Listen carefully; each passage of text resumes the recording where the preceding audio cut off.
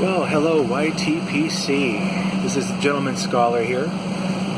I'm sitting here in Minneapolis, St. Paul, and I just super bored. We're like 2.5 hours delayed into Boston because of a rain delay. So I just thought I'd make you a small video saying hello. Behind me is the galley in the bathroom, which is so small now that if you're a guy sitting down to take care of number two, there's no room to do anything. Let's just put it this way. Last time I sat in there, there was no room for me to nah, better not. I want to keep this rated PG. But anyway, it was very uncomfortable. We'll just put it that way. Keep it family friendly. Anyway, yeah, just kind of sitting here. I knew this was going to happen. That's why I brought some extra clothes. This bag over here is the only thing I take with me on my trips. Anything less than 2 days or less, I don't take a rollerboard bag with me. I just take a change of uniform clothes, and that's it. And I just change that after I shower, and I'm done. I don't know, I just don't like taking a whole ton of luggage with me anymore. But, I don't know, I kind of knew this was going to happen. I'm not surprised, so I brought 2 changes of clothes, not just one. And, this is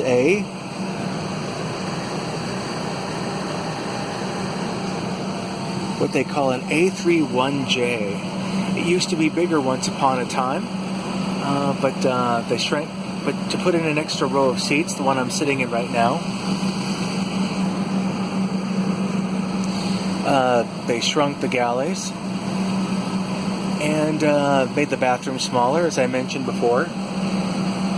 So, and they shrunk the pitch of the seats too, just to accommodate all of that.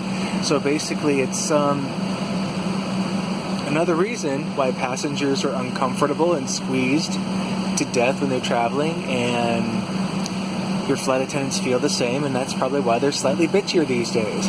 Anyway, I also have to mention that this particular row has no windows, because this is where the bathroom used to be. And of course, I get to hear that every time someone comes to sit back here. Oh no, there's no windows. But then again, they're the cheaper seats in the house, so I just kind of pretend I don't hear them. That's all. Yeah, I've been meaning to do a pipe video, but like I said before, many times before, I really have to be in the mood to do that kind of thing.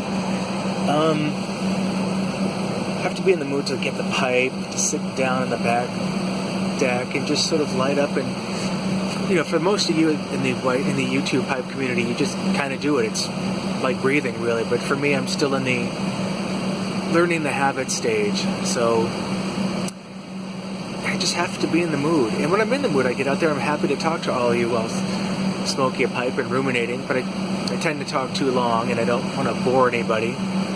So it's we all have things to do. I'm sure you don't have any time to watch me talk for 15 minutes or thereabouts. So, but yeah, here we are. Back on Friday, went over to Peterborough, New Hampshire. Actually went to Bennington, New Hampshire to pick up a pipe rack. It's a nice, if I can figure out how to insert a picture in here, I'll do it. But saw it on Craigslist. It was a homemade pipe rack that someone's grandfather had made. That's what the guy told me when he sold it. But all it is you're supposed to hang it up, and you can hang pipes on the top rack and hang pipes on the bottom rack. In the middle, you've got 3 drawers, which are actually the tops of jars where you put your pipe tobacco in. So my husband caught it on Craigslist and told me about it, so we went on an adventure to pick it up. It was good for a nice country dive in New Hampshire during the autumn, and then we just went on to Peterborough, which is a nice, quaint little think it looks like a former military. It's a quaint little New Hampshire village. Now it's all hipsterized and everything like that, but it's got the Toadstool bookstore there. And we ate in a diner, an actual diner that's been there for a while. So just something new, something different to do. But yeah, a couple of shout outs. Let's see. Pipe Miner, thanks for the shout out. It's always good to hear you talk about your pipes and your family. Strike me as being a pretty decent family and father guy. Who else? Who else is? Of course, the Holy Smokin' Pipe Padre. Always good to see one of his videos. Who else do we have? Beer Beard. Of course, I always love Beer Beard because he's a pure dyed-in-the-wool Londoner. From his accent to his, and he loves music. He loves music that bands I've heard of, bands that I like. Like for Halloween, he was playing the Cramps. Now, if you know anything about the Cramps, the Cramps as the Scots call them, they are how do you put it? They're a gothabilly punk band that first emerged in the I want to say late 70s, early 80s. Basically, it was, it's basically rockabilly, with a horror edge to it, but done very, very well. All with the horror imagery and human fly. It's just good stuff with a nice horror overtone, perfect for Halloween. So that's why Beer Beard was playing it. Good choice, my son. And they do a killer version of this. Not the Surfaris, the Trashman's Surfing Bird on there. So if you can find any Cramps on vinyl, go ahead and get it. I've got everything on CD, so I think I might have to get some on vinyl too, because the Cramps are made for vinyl. Oh, let's see, who else?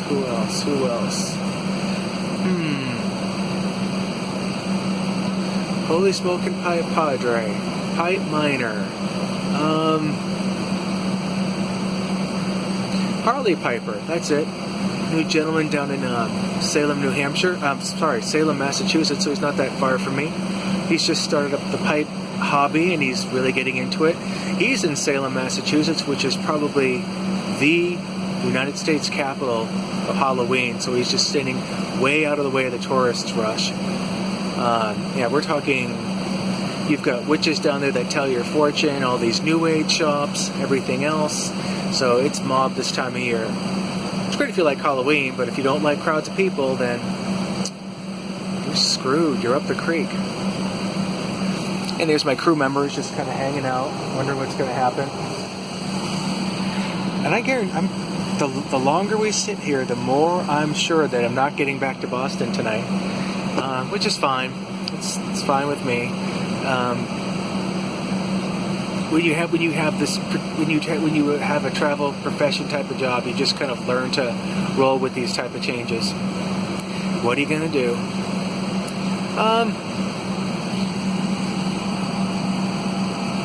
That's really all I have to say. I hope you folks are doing well out there. I hope to get on the deck before I have to winterize it. It's getting cold, so that means I have to take the furniture off the deck and then tarp up all the firewood beneath the deck. All that homeowner stuff that I never used to have to do. I've become domesticated. Anyway, so I'm just going to probably, once I'm done this, go back to messing around online or reading my book. I'll just show you what I'm reading here, just because, what the hell? Why not? I've been getting into, let's see, cosmic horror lately. I started with Autumn Cthulhu, so I jumped right onto World War Cthulhu, collection of Lovecraftian war stories. And that chap right there is Cthulhu himself, this big giant squid-headed elder god that ruled the earth before we shaved apes took over. And apparently he's sleeping down at the bottom of the sea, still waiting for his followers to wake him up. Anyway, H.P. Lovecraft was a pulp writer in the 1920s, and he constructed these mythos of, Cthulhu, and all these ancient evils coming from Earth's primordial past to basically take over humanity, rule us, sacrifice us, and pretty creepy stuff. And it's perfect for this time of year. So right now, it's going down quite a treat. And it's really funny because I don't know if I should be concerned, but as I'm reading Cosmic Horror, I feel right at home with it. It's like, that's cool. The whole concept behind Cosmic Horror is just basically humanity means nothing. The universe doesn't care. We're all just dust motes waiting. We're all just little gnats waiting to be stepped on by cosmic forces we can't comprehend. And yeah, for some reason, that's just I'm really digging that. And also, after having recently seen Blade Runner 2049 and how gloomy and depressing it is in that movie setting, you know, L.A., tower block apartments, torrential rain, and you have these 20 feet holographic, you know, call girls prancing around trying to lure you into buying some freaking sex software or something like that. I'm like, I like that place. I want to move there. So what does that say about me? If I'm comfortable with Cosmic Horror and I want to move to one of the most depressing movie settings ever put on film, what does that say about me? All right, I'm closing in on the 12-minute mark, so I'm gonna call it a day. I hope you're doing well, all of you out there. Oh, Red Elric. I want to say hello to Red Elric. He's a good chap. I believe he comes from Kent. Wolverhampton. I want to say that's the southern coast of England. From his accent, I'm not really good with accents, but I'm going to say that it sounds like he comes not too far from Dorset. People in Dorset, the southwest of England, have a rounded R to their accent, and the big stereotype for them is that they're all hayseeds and they drink lots of cider. And so I don't know if Red Elric is over there. He was very kind enough to show me his son's Doctor Who collection. I'm a big Doctor Who fan as well. So, hello, Red Elric. That's it. I will talk to you folks later. I will upload this, and hope you don't find it too boring. Take care, and have a good one.